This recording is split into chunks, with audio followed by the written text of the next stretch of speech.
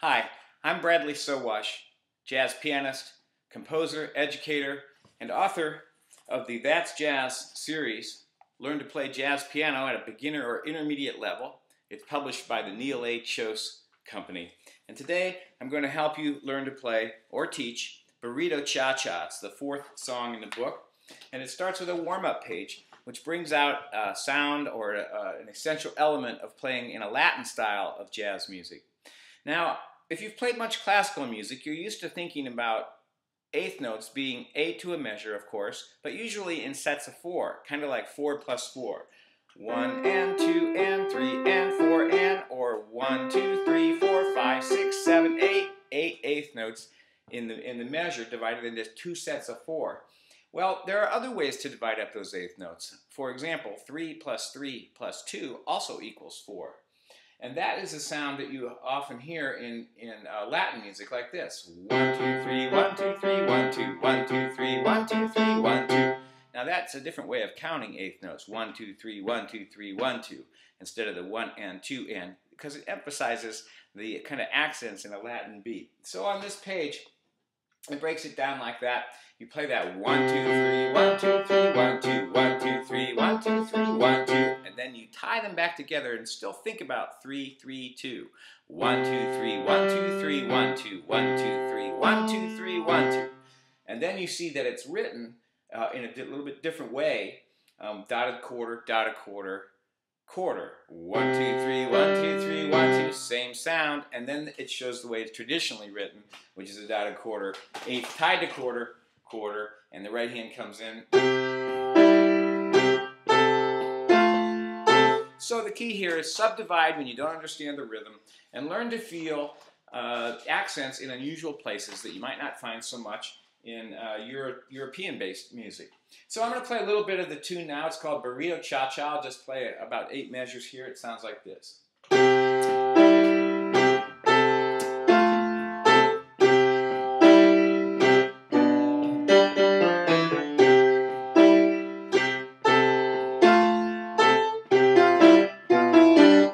Cha-cha-cha. It's kind of written right in there to say those cha-cha-chas.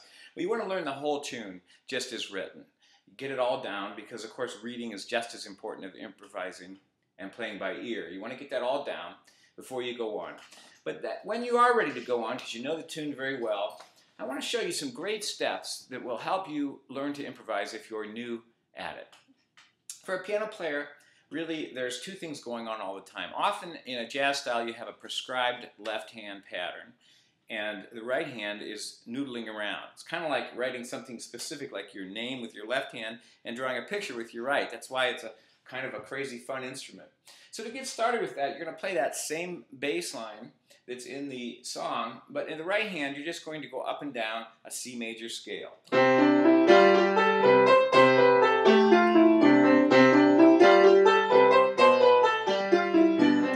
That, using the same left hand. If that's too difficult for you, it's also acceptable just to hold down the chords. So the first chord in this song would be a C chord, and then to an F, it would sound like this.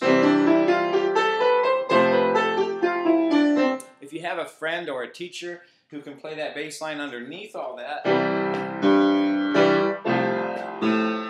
it'll help you feel the beat. So the next step, after you've just played an ordinary scale, is to loosen up that right hand and do something that's not as planned. And what I'm going to suggest is that you just play the scale with random changes of direction using all adjacent notes, notes just beside each other. And just wander around. Don't worry if it's musical.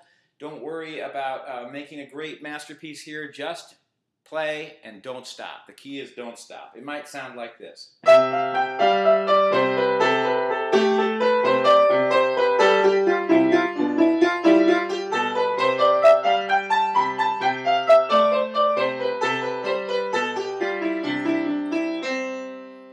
Your last note, suppose you end it this way. Here's a great tip. You're only ever one step away from a better note. Okay, so if you don't like your ending note, just go to the nearest one, up or down. Okay, now the next thing you can do to make it a more interesting right hand is to add in some longer notes. They can fall anywhere. They might be quarter notes, they might be on the and beats. Don't worry about that. Just throw in some pauses, like this.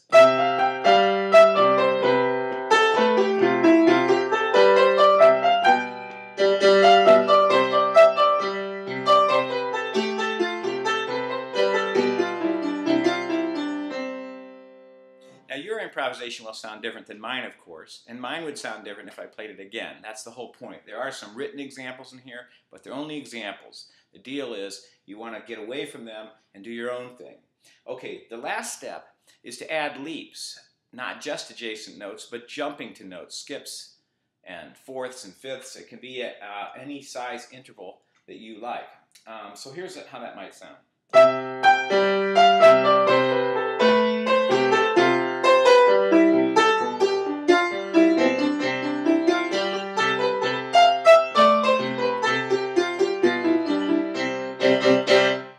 So, when you think about it, by going through these 3 steps, random changes of direction along the scale, adding in longer notes, and then adding in different intervals or sizes or spaces between the notes, that really is what music is. Music moves around in scales. It has various rhythms, and it has various leaps and skips. So by doing it step by step, though, you sort of stumble into what is a pretty musical approach, a pretty musical sound.